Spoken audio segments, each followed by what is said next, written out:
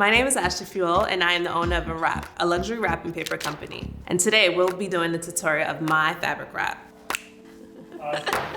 When you think of wrapping paper, you think of something that'll last 2 seconds and it'll end up in the landfill. And that's when I introduced the furoshiki, a fabric wrapping cloth that literally has 1,000 purposes. So step 1, you're gonna position your fabric wrap in the center, making sure that all corners are at an angle.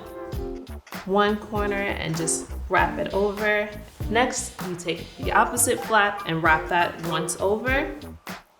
Then you're gonna tuck in your sides and then just tie it into a knot, making sure that your knot is as tight as possible. Gift giving should definitely be an experience. I want to create a generation that truly considers gift wrap as a staple in every gift that they give.